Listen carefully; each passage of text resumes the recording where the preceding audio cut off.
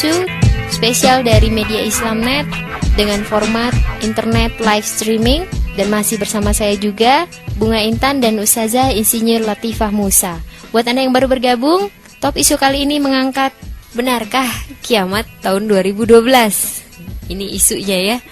Nah, Ustazah kita lanjutkan ya. Nah, kalau tanda-tanda kiamat menurut Islam bagaimana, Ustazah? Ya, ada banyak sekali sebenarnya tanda-tanda kiamat. Ada yang namanya alamatus sugro ya, tanda-tanda kecil ya. Terus ada juga yang namanya alamatul kubro, tanda-tanda besar.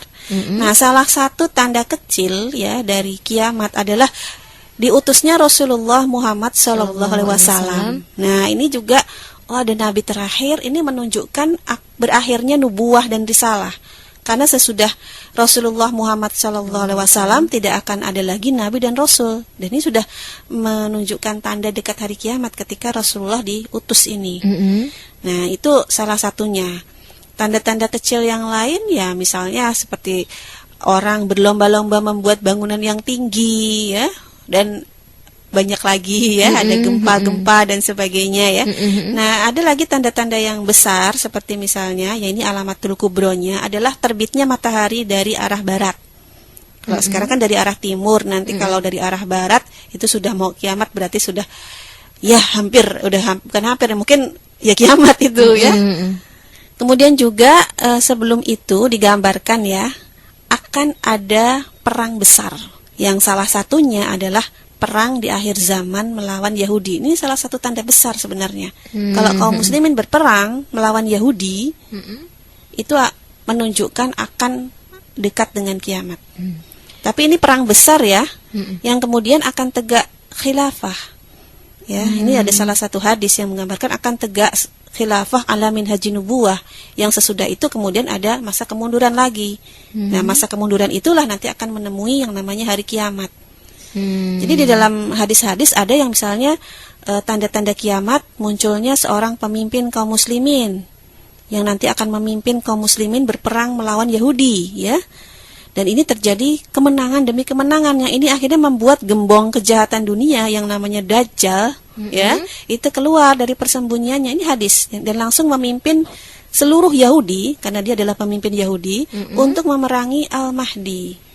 Ya, nah tapi kemudian kekuasaan dan kehebatan Dajjal ini dianggap bukan lawan tandingan Imam Mahdi saja ya, sebagai seorang khalifah saat itu ya. Tetapi kemudian Allah menurunkan Nabi Isa dari langit istilahnya ya. Ada sebuah hadis yang mengatakan demikian, yang kemudian bertugas membunuh Dajjal tadi, yang keduanya yaitu Imam Mahdi dan Nabi Isa akan bersama-sama memerangi Dajjal dan pengikutnya. Nah, ini ada tanda-tanda yang berdasarkan hadis menggambarkan ini. Kemudian terjadi kemenangan besar, lalu bumi dan seluruh isinya nanti akan sejahtera kembali karena hukum Allah akan kembali tegak. Kemudian sesudah itu ada kemunduran demi kemunduran sesudah wafatnya Al-Mahdi dan Nabi Isa ini. Ya. Nah, ini tanda yang berdasarkan hadis ya, tetapi karena tidak mutawatir, artinya tidak ada kepastian dari sisi sumbernya dan penunjukannya. Jadi istilahnya bukan nas yang qat'i subut qat'i dalalah ya.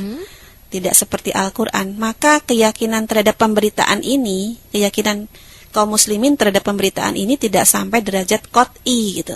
Maksudnya karena status hadis-hadis tadi tidak mutawatir, maka keyakinan terhadapnya tidak sampai derajat pasti. Pasti itu 100%. Artinya kalau ada nanti salah seorang muslim yang dia nggak percaya adanya tanda-tanda besar ini, maka tidak menyebabkan kita mengklaim dia kafir. Enggak. Cuma mungkin bagi kita yang meyakini karena ini hadis-hadisnya sahih semua ya, kita hanya mengatakan bahwa dia itu berdosa karena tidak meyakini hadis ini gitu. Tapi kalau dia itu kafir, itu tidak sampai begitu. Nah, sementara di sisi lain, kalau kepastian terhadap hari kiamatnya ya, bahwa pasti akan datang, dan Rasulullah SAW sebagai penutup para nabi, maka kalau ada orang yang tidak yakin terhadapnya, ini akan menyebabkan jatuh kafir. Gitu.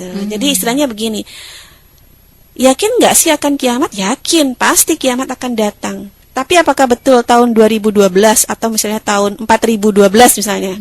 Walau alam, nggak ada yang tahu gitu. Bahkan nggak ada satupun hadis gitu. Tapi kalau kemudian apakah nanti akan tegak khilafah sebelum hari kiamat yang sesungguhnya nanti ya? Ya, itu. Apakah keyakinannya sampai pasti?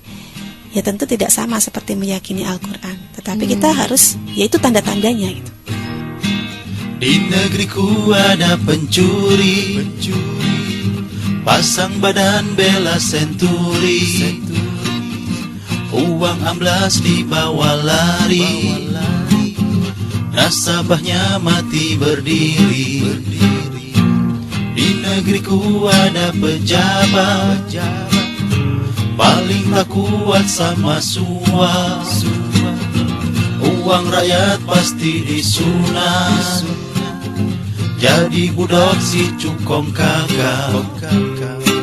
Di negeriku ada bencana, banjir, longsor, lumpur dan gempa, rakyat korban terlunta-lunta, dananya dimakan serigala.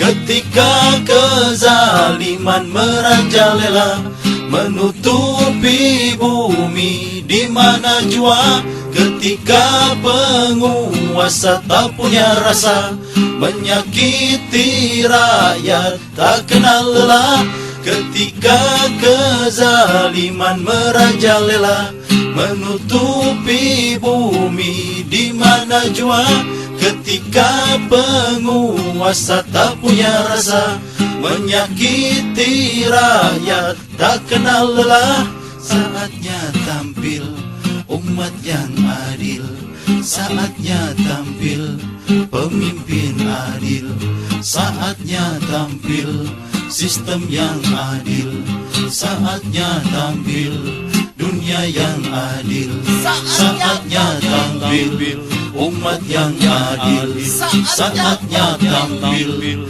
pemimpin adil, saatnya tampil sistem yang adil, saatnya tampil dunia yang adil.